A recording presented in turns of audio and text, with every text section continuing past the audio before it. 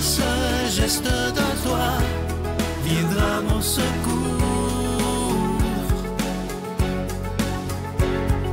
Viens semer dans mon âme le grain de l'amour. Je traverse un désert et je meurs de soif. Montre-moi le mystère qui garde la foi. Bon jeudi chez vous, j'espère que vous allez bien aujourd'hui en cette fête du Saint Padre Pio, un saint prêtre capucin qu'on a tellement aimé, qu'on aime encore aujourd'hui et qui peut tant par son intercession pour nous. Aujourd'hui, on retrouve Simon Lessard pour sa chronique et le bon Père Michel Marie de Paris.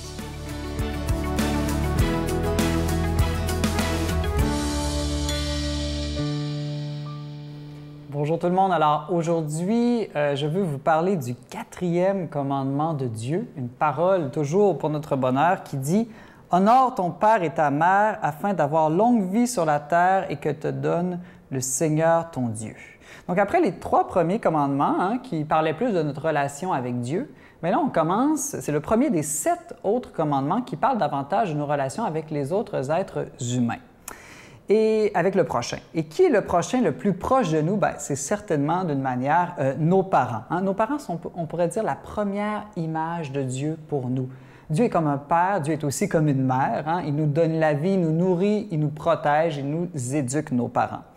Eh bien, c'est très important, et surtout si nos parents nous aiment, il ne faut jamais l'oublier, comme Dieu, dont ils sont l'image. Eh bien, ceux qui n'apprennent pas à honorer leurs parents, eh bien, ils risquent de ne pas honorer Dieu non plus, dont nos parents sont la première image. Voilà pourquoi c'est le premier de tous les commandements qui traitent de notre prochain. Honorer son père et sa mère, ça veut dire reconnaître en eux qu'ils ont une mission divine envers moi. Ce n'est pas par hasard que j'ai tel et tel parent, qui sont un cadeau, un don de Dieu pour moi, même s'ils sont imparfaits. Et je le sais, des fois, ils peuvent être très, très, très imparfaits. Mais attention, le commandement ne dit pas de fermer les yeux sur leurs erreurs ou même de nier peut-être leurs péchés. Ce n'est pas ça du tout. Il nous dit au contraire d'ouvrir les yeux. Ouvrir les yeux sur leurs bons coups, à commencer par le fait qu'ils nous ont donné la vie. Parce que des bons coups, il y en a quand même toujours. Personne n'est 100% mauvais, de même que personne n'est 100% bon, sauf Jésus et Marie. Donc, c'est un appel à ouvrir nos yeux, à voir le bien dans nos parents. Ça, c'est très, très important. Et ce n'est pas seulement vrai pour nos parents, on pourrait dire que c'est vrai pour toute personne envers qui on a une grande dette, toute personne qui a une certaine responsabilité aussi envers nous. Je pense à nos éducateurs, à nos pasteurs, on peut penser aussi à nos dirigeants politiques, qu'on les aime ou qu'on les aime pas, ils contribuent, on pourrait dire, au bien de la société, et même nos patrons. L'orgueil qui est en nous, il cherche toujours la rébellion. On voudrait toujours être le premier, être celui qui dirige. Au contraire, l'humilité cherche la communion. Il voit que la hiérarchie, les rôles différents dans la société, c'est une bonne chose qu'on a tous à gagner de recevoir de ceux qui connaissent ou qui ont plus que nous. Comment honorer ses parents et ses supérieurs légitimes, évidemment? Bien, il y a plusieurs manières et l'amour peut nous rendre très créatifs. Mais je dirais que la manière première, la plus importante, c'est tout simplement d'avoir des contacts fréquents avec eux. Et ce, même quand on n'a plus absolument besoin d'eux, quand on devient grand, entre autres, avec nos parents. De même qu'avec Dieu, on va souvent le prier ou on va aller le visiter à l'église, nos parents, il faut souvent aussi leur parler, même si c'est au téléphone, c'est un peu l'équivalent de la prière, et aller les visiter chez eux. Ça, c'est une manière de les honorer qui va toujours les rendre très heureux. Remarquez enfin que c'est le seul commandement qui est accompagné d'une promesse, une promesse de longévité sur la terre, parce que vraiment, ce commandement bâtit des familles fortes, et des familles fortes, c'est ce qui va le plus nous aider à avancer dans la vie sur la terre. Notre Père qui es aux cieux, que ton nom soit sanctifié, que ton règne vienne, que ta volonté soit faite sur la terre comme au ciel. Donne-nous aujourd'hui notre pain de ce jour. Pardonne-nous nos offenses, comme nous pardonnons aussi à ceux qui nous ont offensés. Et ne nous laisse pas entrer en tentation, mais délivre-nous du mal, car c'est à toi qu'appartiennent le règne, la puissance et la gloire pour les siècles des siècles. Amen. Je continuerai à croire, même si tout le monde perd espoir. Je continuerai à aimer, même si les autres parlent de haine. Je continuerai à construire, même si les autres détruisent. Je continuerai à parler de paix, même au milieu d'une guerre. Je dessinerai des sourires sur des visages en larmes et je tendrai les bras à ceux qui se sentent épuisés. Oui, je continuerai à croire.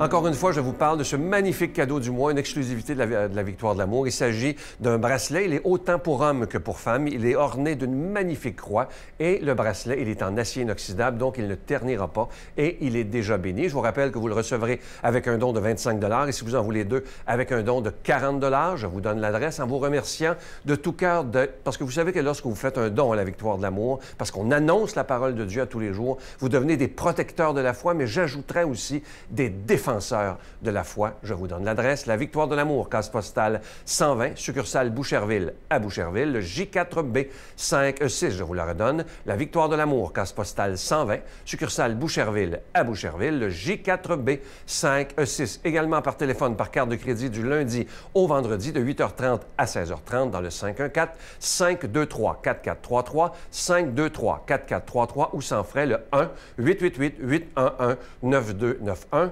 1-888-811-9291 et aussi sur notre site Internet, le www.lavictoiredelamour.org. Alors, je vous rappelle ce magnifique bracelet qui est autant pour hommes que pour femmes, orné d'une croix. Et le bracelet, il est en acier inoxydable et il est déjà béni. Je vous rappelle aussi qu'on avait manqué de livre, du livre de Geneviève Côté qui s'appelle la Prier avec Geneviève. On en a maintenant des nouvelles copies. Alors, vous pouvez toujours le commander avec un don de 25 $ parce que ce livre-là était tellement populaire. Vous en avez redemandé parce que les gens en commandaient puis une fois qu'ils l'avaient lu, ils voulaient le donner en cadeau. Alors, il est toujours disponible. Merci de tout cœur de donner des mains à la Providence. Merci.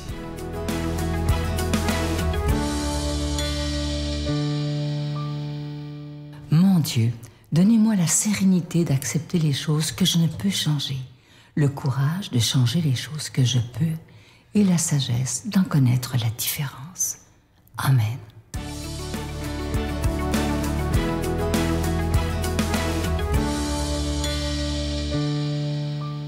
Amis du Québec et du monde entier, je suis heureux de vous retrouver. Évangile de Jésus-Christ selon saint Luc. En ce temps-là, Hérode, qui était au pouvoir en Galilée, entendit parler de tout ce qui se passait et il ne savait que penser. En effet, certains disaient que Jean le Baptiste était ressuscité d'entre les morts. D'autres disaient « c'est le prophète Élie qui est apparu ». D'autres encore « c'est un prophète d'autrefois qui est ressuscité ». Quant à Hérode, il disait « Jean, je l'ai fait décapiter ». Mais qui est cet homme dont j'entends dire de telles choses ? Et il cherchait à le voir. Mes frères bien-aimés, le roi Hérode est un faiblard, un être sans consistance, un roi bien installé qui possède évidemment tous les pouvoirs, à commencer par le droit de vie et de mort sur ses sujets.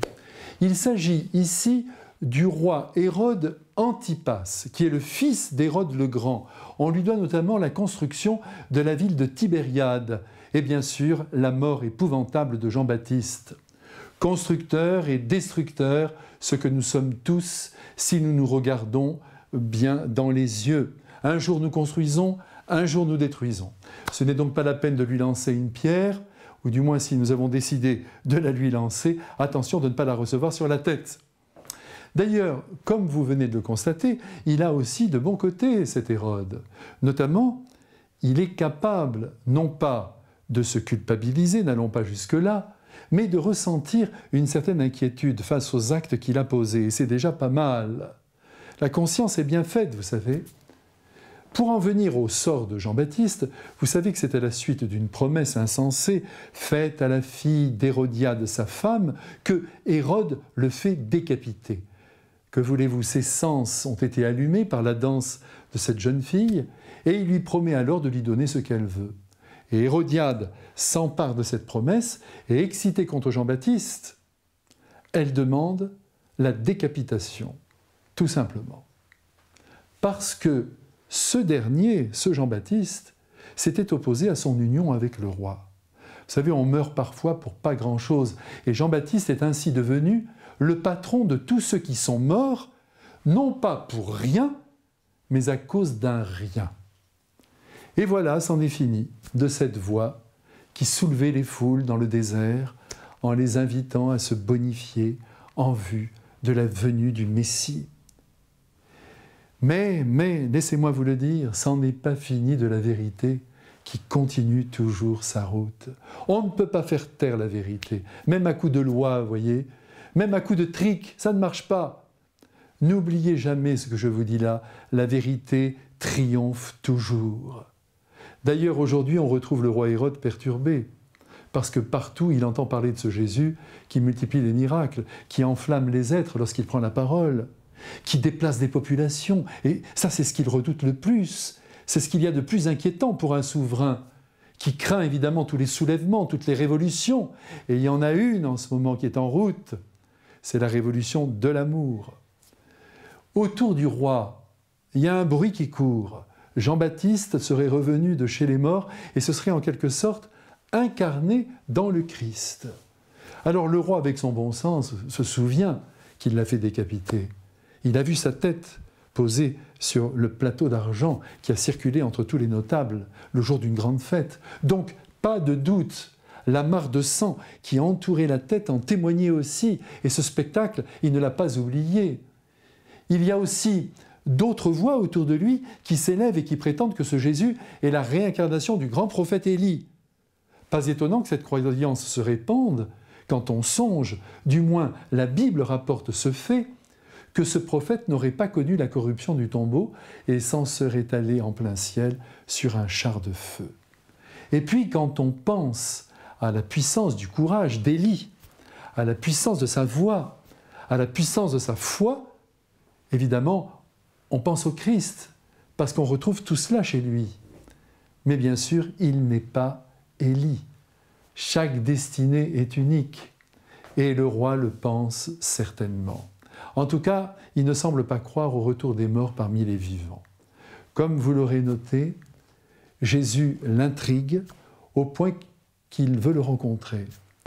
Apparemment, cette rencontre n'a pas eu lieu, et pourtant Jésus a dû être au courant de son désir. Aujourd'hui, vous savez, je crois que si un cardinal apprenait que le président de la République souhaitait le voir, je suis sûr qu'il courrait. Le Christ, lui, ne cherche pas les autorités. Non. Il cherche les petits, les malades, les sans-loi, les rejetés, ceux qui ont besoin de ses secours. De notre côté, essayons de ne faire de mal à personne, de ne décapiter personne avec notre langue, pour que nos nuits et nos jours soient tranquilles, loin de toute inquiétude et de toute culpabilité. Que le Dieu de la paix intérieure nous bénisse, lui qui est Père, Fils et Saint-Esprit. Amen. Je vous salue Marie, pleine de grâce. Le Seigneur est avec vous. Vous êtes bénie entre toutes les femmes, et Jésus, le fruit de vos entrailles, est béni. Sainte Marie, Mère de Dieu, priez pour nous pécheurs, maintenant et à l'heure de notre mort. Amen.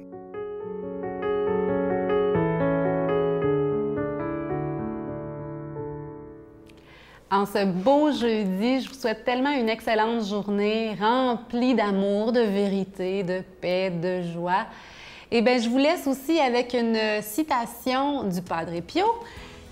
Quand tu te trouves en difficulté, mets-toi devant le crucifix et confie-toi à lui. Pourquoi pas lever les yeux vers un crucifix? On en a tous à la maison. Puis tout confier. C'était tellement un défi dans la dernière année de trouver des gens qui étaient célibataires, croyants, que je me suis dit, ben écoute, je vais trouver une solution, puis je vais partir un groupe Facebook de rencontres entre chrétiens célibataires québécois. Tu es Dieu, qu'aucun mot ne peut décrire. Oh,